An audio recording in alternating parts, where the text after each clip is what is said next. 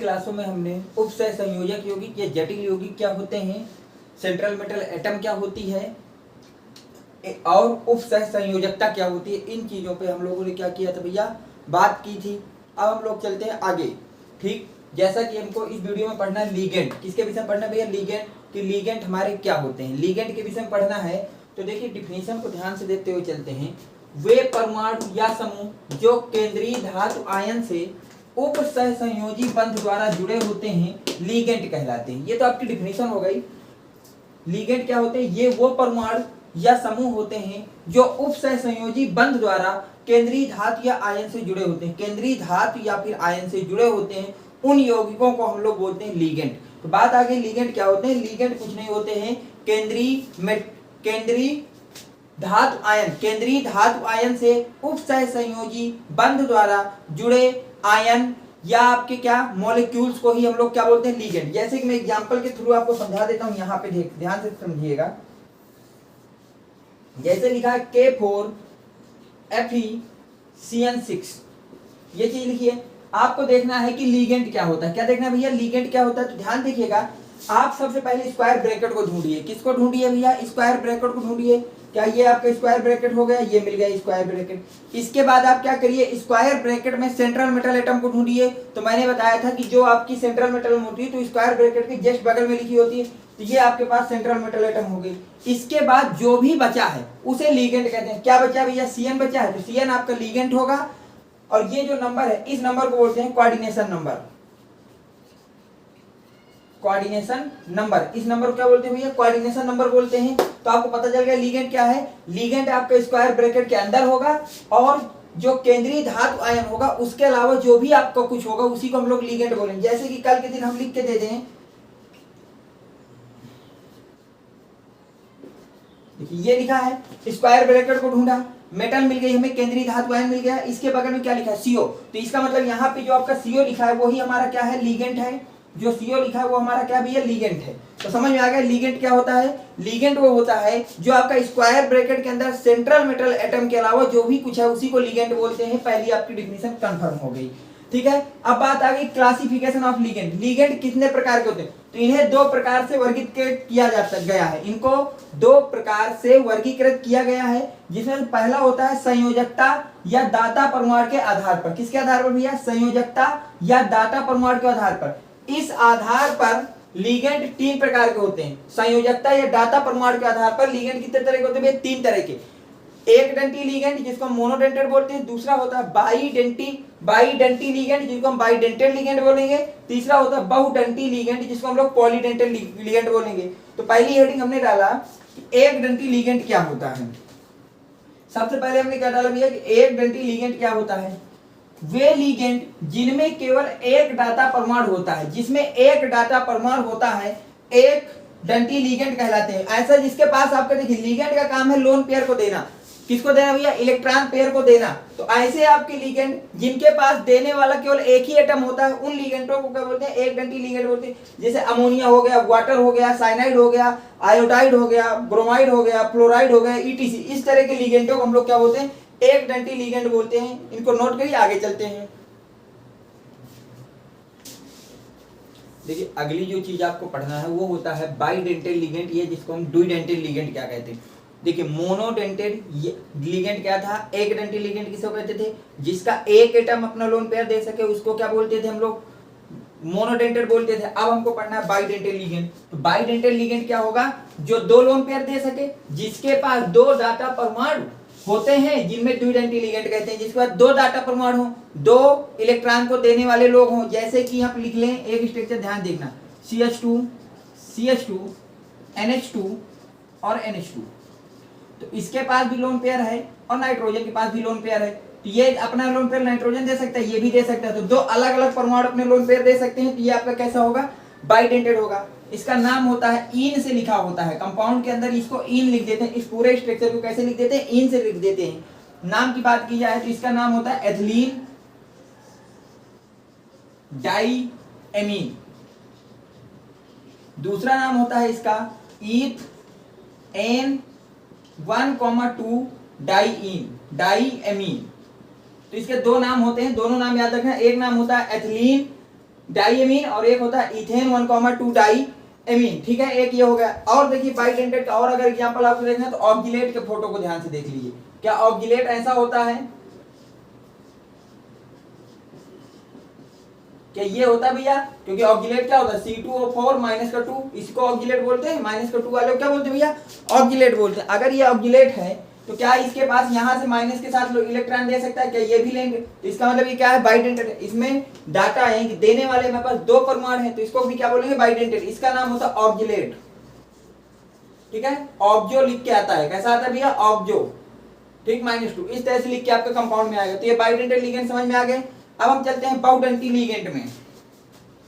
बाउडंटी ligand क्या होते हैं? वे लिगेंड जिनमें 3 या 3 से अधिक डाटा परमाणु होते हैं बाउडंटिक लिगेंड कहलाते हैं। बाउडंटी लिगेंड क्या कहलाते हैं? वे लिगेंड जिनमें 3 या 3 से अधिक डाटा, मतलब इलेक्ट्रॉन को देने वाले 3 या 3 से अधिक लोग अगर हैं तो उसको क्या बोलेंगे? बाउडंटी लिगेंड बोलेंगे। एग्जांपल की बात की जाए EDTA की, EDTA।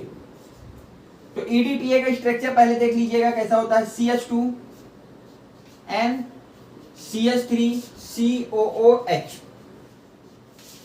समझने ध्यान से, ये हो गया। अब देखिएगा ध्यान से, CH2N N हो गया, CH3C डबल बॉन्ड OH, यहाँ पे लोन पेयर, यहाँ पे lone pair, CH3C double bond OH और CH3C डबल बॉन्ड OH। ये पूरी फोटो होती है आपकी किसकी? EDTA की। EDTA के इनिशियल केस में अगर हम लोग ध्यान से देखें तो हमको यहाँ पता चलेगा कि एक तो ये लोन पेयर जा सकता है और एक आपका ये वाला लोन पेयर जा सकता है। मतलब जब आपका केवल EDTA लिखा होगा तो ये कैसा होगा? द्विडंटी लिगेंड की तरह होगा, द्विडंटी लिगेंड। ध्यान से देखिएगा। अब क्या कल के दिन इसी फोटो को ऐसी बनाई जा सकती है कि CH2N का लोन पेयर, N का lone pair, CH3C double bond, एक H इससे निकाल दिया, एक H निकाल दिया तो क्या माइनस आ जाएगा? और यहाँ पे ऐसा ही जोड़ दिया, CH3C double bond O minus, CH3C double bond OH और CH3C डबल बॉन्ड OH। तो देखिए एक तो ये लोन पेयर दे सकता है, एक ये, दोनों नाइट्रोजन और साथ में ये ऑक्सीजन जो माइनस वाला है ये अपना लोन पेयर दे सकता है। तो अब की बार ये कैसा हो जाएगा भैया? ट्राइडेंटिल हो जाएगा। तो अगर कहीं पे लिखा है EDTA -1 लिखा है तो इसको क्या बोलेंगे? ट्राइडेंटेड लिगेंड बोलेंगे। क्या बोलेंगे भैया? ट्राइडेंटेड या बहुडेंटेड लिगेंड बोलेंगे। पॉलीडेंटेड लिगेंड क्या बोलेंगे भैया? पॉलीडेंटेड लिगेंड बोलेंगे। ठीक है, इसको नोट करिए थोड़ा सा, आगे फिर चलते हैं। ठीक है, इसको नोट कर लीजिए, मैं आगे इसी को थोड़ा प्रोसीड कराता हूं।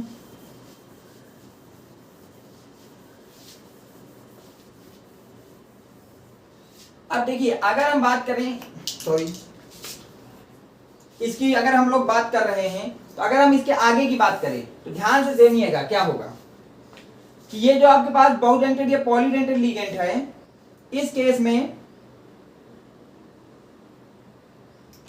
क्या होगा ना कि अब आपके पास यहां से 2 आपके लोन पेयर जा चुके हैं, ट्राइडेंटेड तक की बात हो गई। अब कल के दिन एक H और निकाल दें तो ये फोटो क्या इस तरह से दिखेगी? CH2N lone pair, N lone pair, CH3C double bond, एक तो पहले से निकाला जा चुका है, CH3C double bond OH, CH3C double bond O minus और CH3C डबल बॉन्ड OH। तो 2 तो ये हो गए, एक ये हो गए और ये हो गए। तो इसको बोलते हैं हम लोग टेट्राडेंटेड लिगेंड। टेट्रा यानी कि पॉलीडेंटेड लिगेंड ये भी हो गया। इसी तरह से कल के दिन क्या इसका एक और लोन पेयर निकाला जा सकता है? ये वाला H निकाल देंगे तो कैसा नजर आएगा?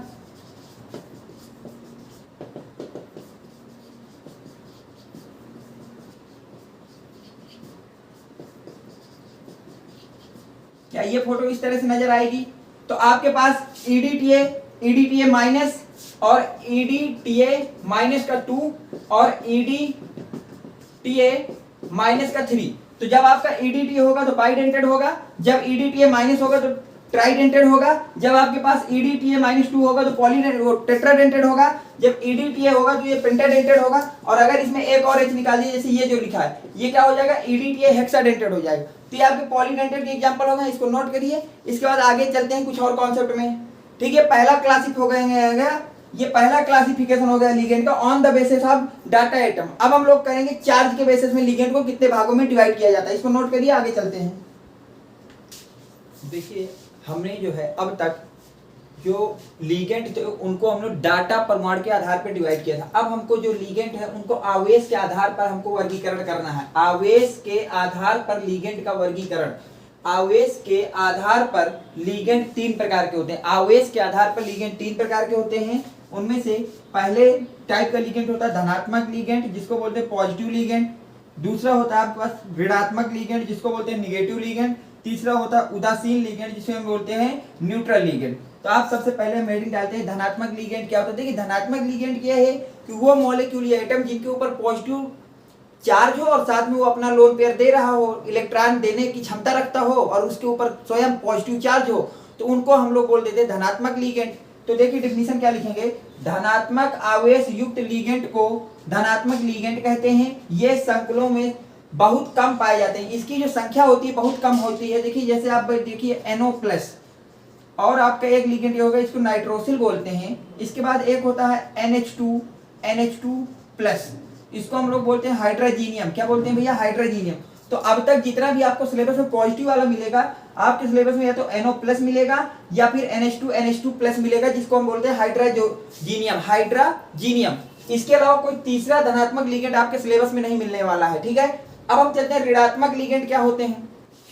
ऐसे लीगेंट जिन पे निगेटिव चार्ज हो। लीगेंट क्या होते हैं, जो अपने लोन पेयर देने की क्षमता रखते हैं, जिनके पास इलेक्ट्रॉन होते हैं, वो इलेक्ट्रॉन को डोनेट करते हैं, दाता होते हैं, उन्हीं को क्या बोलते हैं हम लोग, लीगेंट बोलते हैं। तो ऋणात्मक लीगेंट क्या होगा, जो अपना लोन पेयर देने की क्षमता रखते हो और साथ ही साथ उस पर निगेटिव चार्ज हो, तो वो हमारे क्या कहलाएंगे भैया, ऋणात्मक लीगेंट कहलाएंगे। तो डेफिनेशन क्या हो गई, ऋणात्मक आवेश वाले लीगेंट को ऋणात्मक आवेश वाले लीगेंट को ऋणात्मक लीगेंट कहते हैं। इसमें एक या एक से अधिक एकांकी इलेक्ट्रॉन युक्त पाए जाते हैं। एग्जांपल के लिए कोई भी जिस पे निगेटिव चार्ज हो, जैसे आपने पढ़ा है Cn-, आपने पढ़ा है Br-, आपने क्या पढ़ा है भैया I-, आपने पढ़ा है F-, etc। ये सब आपके कैसे हैं भैया, ये सब के सब हमारे ऋणात्मक लीगेंट हैं।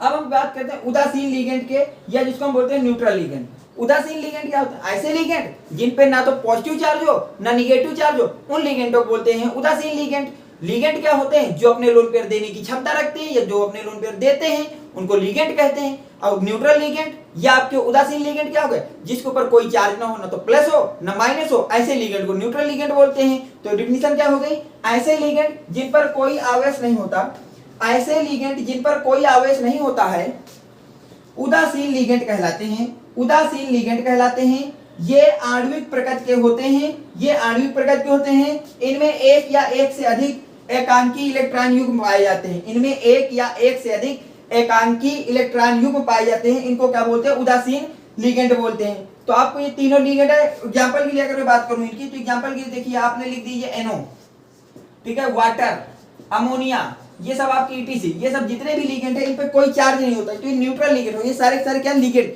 मतलब ये सारे लोग अपने इलेक्ट्रॉन को देने की क्षमता रखते हैं। अगर इलेक्ट्रॉन देने की क्षमता रखते हैं तो लीगेंट हो गया, अब कोई चार्ज नहीं है तो न्यूट्रल लीगेंट हो गया, उदासीन लीगेंट हो गया। तो इसको नोट करिए, चलते हैं आगे। मैं हट जाता हूं, स्क्रीनशॉट ले लीजिए।